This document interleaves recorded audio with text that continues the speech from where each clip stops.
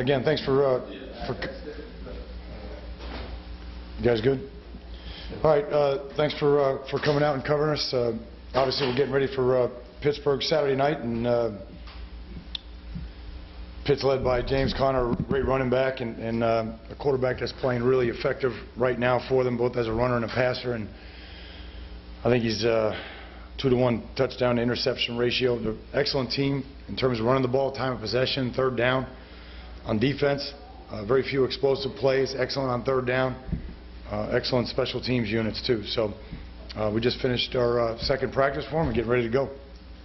Questions? Yeah. Yeah, Herb is going to be out for the game. Dion, again, we're just, it's day to day. We'll see how he recovers from what he did today, and we'll go from there, Manny. Tracy was saying that you never want to get used to losing programs, things like that. Is that a concern for you because of loss of art coming up? Yeah, I mean, I don't think anybody will ever get used to losing in this organization. So I think our guys had a good attitude today, and they're getting better. They're fighting. They competed today. So again, nobody likes to lose. Nobody wants to lose. But that's one thing. Saying that is one thing. The other thing is addressing the things that you need to address individually and collectively, and charting a course and getting them fixed in the time span that we have. So very pleased with the attitude today, and we just got to keep getting better, because this is going to be a heck of a team coming in here Saturday night.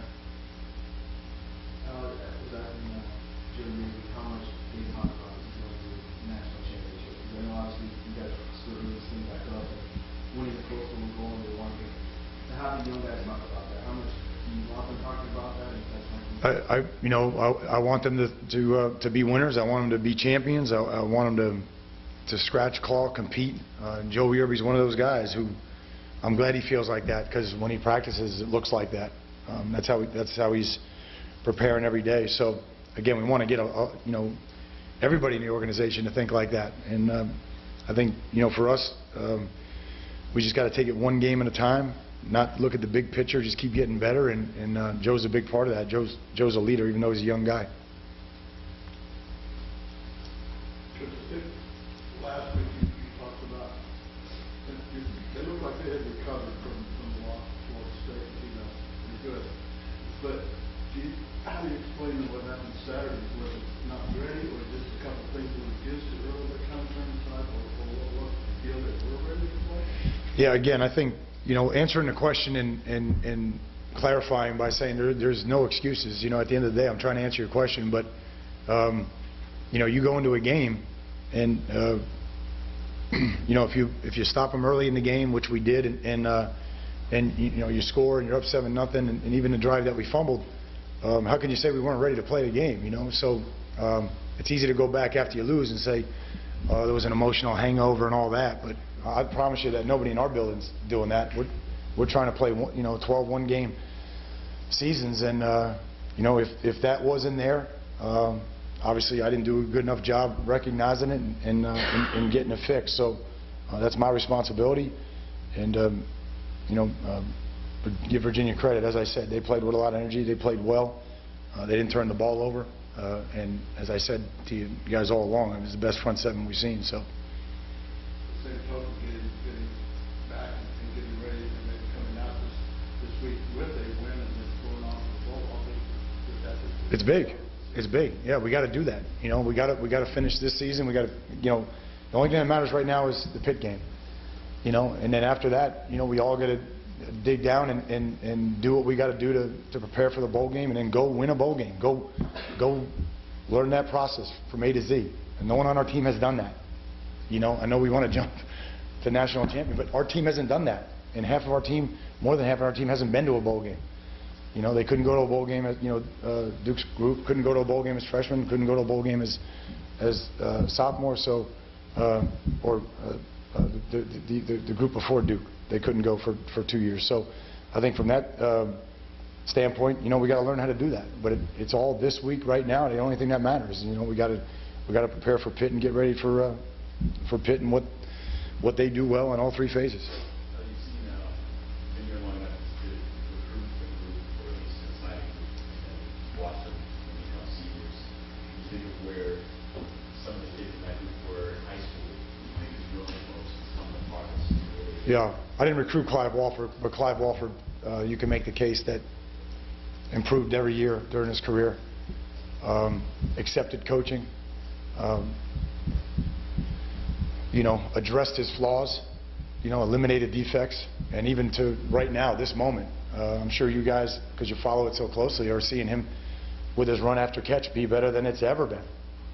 His long speed, his stamina, his endurance is better than it ever has been. So he didn't have that last year. And you guys know before that he didn't have the size or the strength or the inline blocking. And now the overall conceptual awareness and intellect, I mean his football intellect is awesome right now. His ability to be able to play so many different positions, and we can split him out. We can put him on the backside, we can put him in motion, and we can protect him. That's why we're able to get him the ball, because he works hard at it. So, I mean, there's other guys. I mean, John Feliciano, again, I didn't recruit John, but John has come, a really long way. Thurston Armbrister, how he's grown, as a person and a player, most particularly over the last year. I hate doing this, Matt, because I always leave somebody out, and then, you can never win. But there's so many other guys, I mean, again,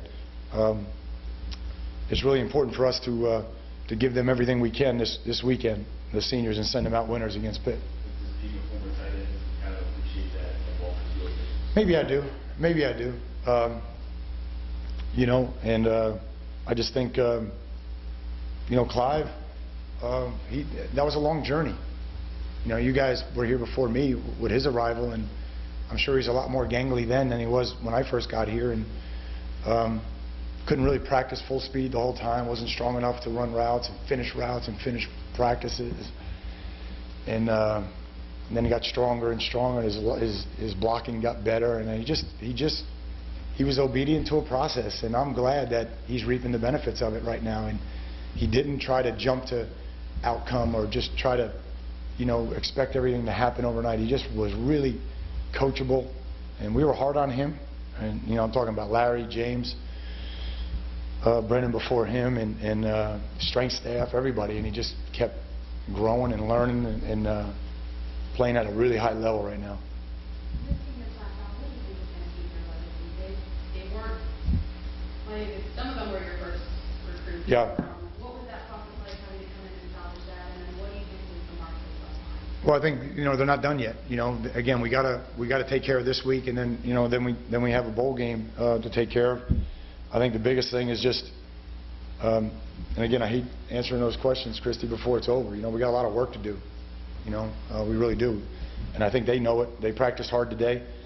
They know we better be really good against this team, because Pitt doesn't beat itself. They control the ball. They're good on third down on both sides, and as it relates to this group, they want to win. They want to finish off with a win and then go to a bowl game and be the first team that's won a bowl game in a really long time. Again, you guys would know better, but I don't know the exact, but I understand it's been a while. So it all starts this week with how we prepare, and then try to build momentum from there. I don't think you should make a difference, play away home, those kind of factors, but you guys have done so much better at home. Is it just the competition? Away? No, I don't know, Susan. I mean, obviously, as a coach, you ask all those questions. You go through everything before and after, and if it doesn't go well, you look at everything, even the schedule. So I've looked at everything, and again, to answer your question, it's you kind of straddle the line of making an excuse. You know what I mean? So it's like we didn't perform well enough, and at the end of the day, we got to execute better on the road, and we can't make some of the mistakes. I think we've turned the ball over too much on the road to win. As you look at it, 2 big ones the other night, right? Nebraska 3, 1 for a touchdown. Georgia Tech 2 or 3. Louisville 3. And that's hard to, if you're going to go on the road, you got to protect the ball better than that and win. So there's other things, obviously, but I'm just trying to answer your question as best I can at this moment.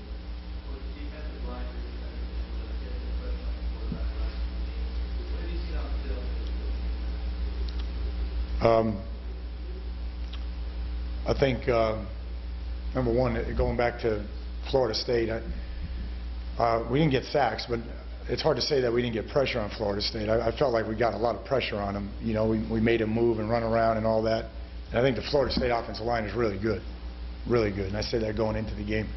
This game here, we didn't get them in enough third and in shorts, and we put them in a lot of bad positions, you know, in the red zone and the blocked field goal and things of that nature. So, again, there's no excuse. We got to get a better rush, especially out of 4. But they were able to stay ahead of the count. They ran the ball well, and we didn't get them enough pass downs, to be quite honest with you.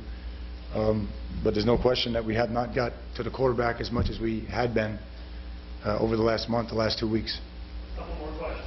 You mentioned finishing the season strong, this week in the bowl game. How would you assess how the season's gone? Again, I think the time to assess everything is afterwards, and I mean that respectfully. You know, for us, every game that we've played on the road, we've gotten back at 4 or 5 in the morning. It's like, as a coach, you just go to work, and it's really not until Wednesday that we even are big picture oriented. You know what I mean? So we're in that mode right now.